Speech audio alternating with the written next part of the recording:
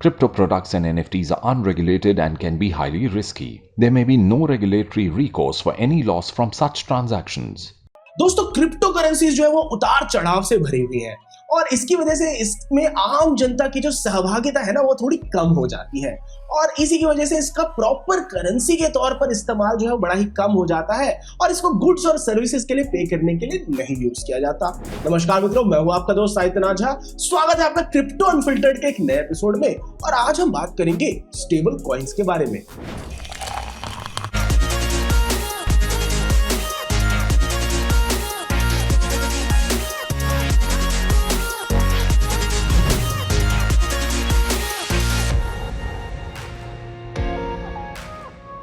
जो stable coins है ना वो एक कम परिवर्तनशील रूप है क्रिप्टो करेंसीज का। अब जो भाई क्रिप्टो करेंसीज की अस्थिरता है ना उसको हम बड़े सारे तरीकों से कम कर सकते हैं, जिसमें से कि एक तरीका है कि किसी कॉइन को किसी एक स्टेबल एसेट द्वारा बैक किया जाए। स्टेबल कॉइन्स उन निवेशकों के लिए बढ़िया है जो अपने एसेट्स को क्रिप्टो जगत में ही रखना चाहते हैं। अब भाई क्रिप्टो से बार बार फिएट करेंसी पे स्विच करना और फिर वापस क्रिप्टो पे जाने की जो प्रक्रिया है ना ये जेब पे बहुत ही हैवी होती है और इसमें मेहनत मशक्कत भी बहुत ज्यादा है। स्टेबल कॉइन्स निवेशकों को दोनों ही दुनियाओं का एकदम बेस्ट प्रदान करते हैं। निवेशकों को मिल जाता है क्रिप्टो जगत के भीतर एक स्टेबल एसेट और जो ट्रांजैक्शन करने की तेज गति है वो भी उसके साथ मिल जाती है।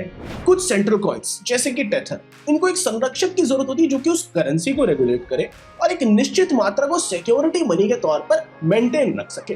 अब भाई टेथर जो है वो यूएस डॉलर्स को एक बैंक अकाउंट में रखता है और जो अमाउंट उन्होंने रखा है वो उनके द्वारा जारी किए गए अमाउंट के बराबर होना चाहिए ताकि जो पूरी व्यवस्था है ना सुचारू रूप से चलती रहे। इस तरीके से अंधाधुंध प्राइसेस में जो उतार चढ़ाव होता है ना उससे बचा जा सकता है। पर दोस्तों और भी कुछ डिसेंट्रलाइज्ड क्रिप्टो करेंसीज है दाई जैसे, जो कि इस लक्ष्य को बिना किसी संरक्षक के हासिल कर लेती हैं। ऐसी करेंसीज इथेरियम ब्लॉकचेन पर स्मार्ट कॉन्ट्रैक्ट्स का प्रयोग करती है सिक्योरिटी मनी को बनाए रखने के लिए और ऑर्डर को मेंटेन करने के लिए।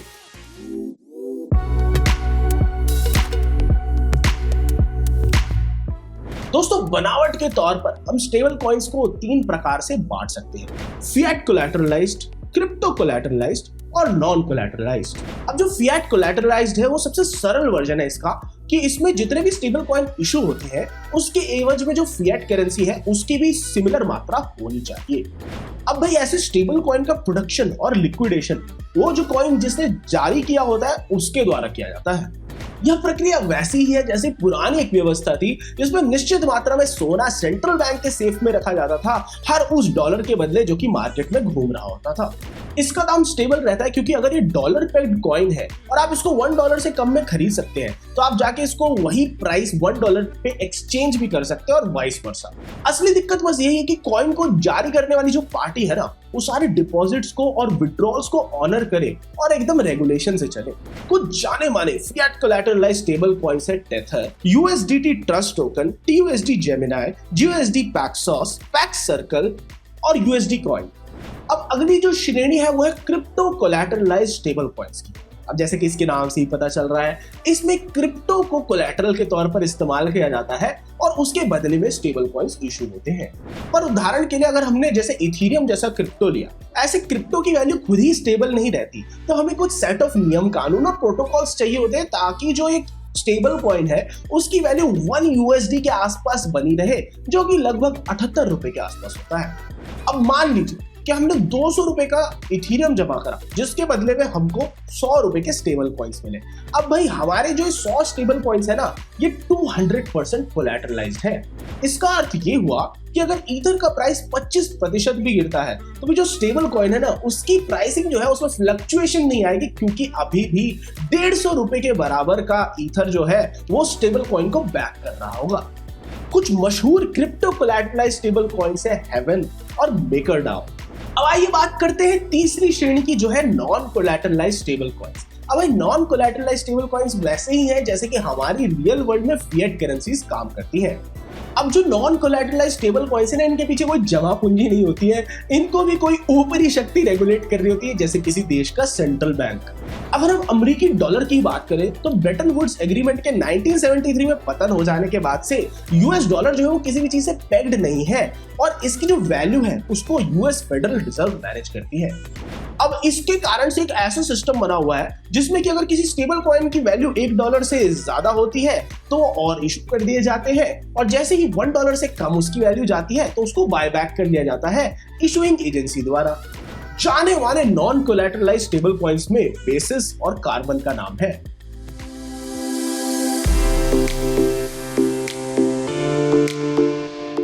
दोस्तों फिलहाल जब क्रिप्टो मार्केट की वैल्यूएशन $1 ट्रिलियन मार्क से नीचे गिरकर $929 बिलियन के आसपास आ गई है, तब एक्सपर्ट्स का मानना है कि इंस्टीट्यूशनल इन्वेस्टर्स ही मार्केट सेंटीमेंट को थोड़ा बहुत बैलेंस रख सकते हैं। इन्हीं बिग मनी इन्वेस्टर्स को स्पेशल फाइनेंशियल सर्विसेज देने के लिए बाइनेंस क्रिप्टो एक्सचेंज ने एक फ्लैगशिप इनिशिएटिव लॉन्च किया है जिसका नाम है बाइनेंस इंस्टीट्यूशनल। ये प्रोग्राम बड़े लेवल के क्रिप्टो इन्वेस्टर्स को corporates, asset managers, brokers, hedge funds, family offices और लिक्विडिटी सर्विसेज जैसे फीचर्स देगी।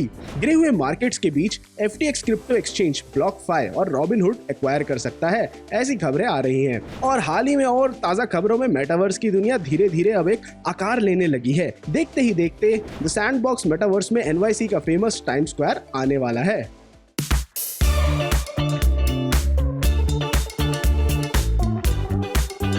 दोस्तों अभी पिछले वीकेंड की बात है जब बिटकॉइन जो था थोड़ा सा ऊंचा उठा और मल्टी डे पीक उसने हिट किया $22,000 का, जो कि ऑलमोस्ट 17.3 लाख के करीब होता है। पर जो बियर्स थे उन्होंने उसको वापस याद दिला दिया कि भैया अभी माहौल ठीक नहीं हुआ है, और उसके बाद और इंक्रीज नहीं हुए। और सच्चाई ये है कि उसके बाद तो उल्टा ही हुआ। बिटकॉइन अपनी वैल्यू को धीरे धीरे लूज करने लगा और $1,000 और उसकी वैल्यू में कम हो गए अगले कुछ घंटों में, और ये $21,000 के आसपास झूलने की कोशिश कर रहा था, पर फिर से गिरा $20,000 के आसपास, जो कि 15.8 लाख के करीब होता है ट्यूसडे और वेडनेसडे को। अब भाई शुरुआत में उसने सस्टेन तो किया उस लेवल के ऊपर, पर ऐसा लग ही रहा था कि वो उससे नीचे जाएगा, और ऐसा हुआ कुछ घंटों बाद जब अपने 11 डे लो पे आ गया बिटकॉइन $19,000 के आसपास, जो कि 15 लाख के करीब होता है। और अभी हाल ही की बात करें तो बिटकॉइन अभी भी उससे थोड़ा सा ही ऊपर ट्रेड कर रहा है, और उसकी मार्केट कैप जो है डंप होके $270 बिलियन के आसपास आ गई है।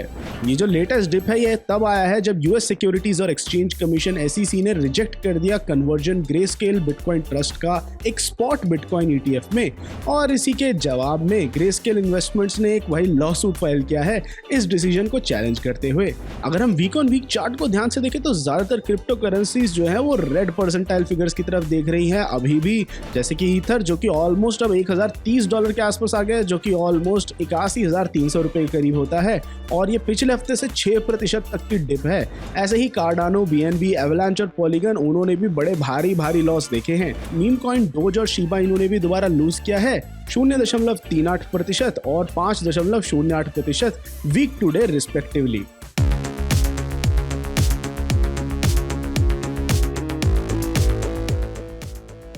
दोस्तों पिछले 24 घंटों में मार्केट जो है वो 4.80% नीचे गई है। इथीरियम जो है वो भी 8.48% नीचे गिरा, और पिछले 24 घंटों में शिबा इन्होंने भी थोड़ी बहुत बढ़त देख ही ली। पिछले 24 घंटों में बिटकॉइन की वैल्यू भी 4.56% नीचे गिरी, एल्गोरैंड की वैल्यू 6% नीचे गिरी, और सोलाना ने भी 9.32% का लॉस देखा।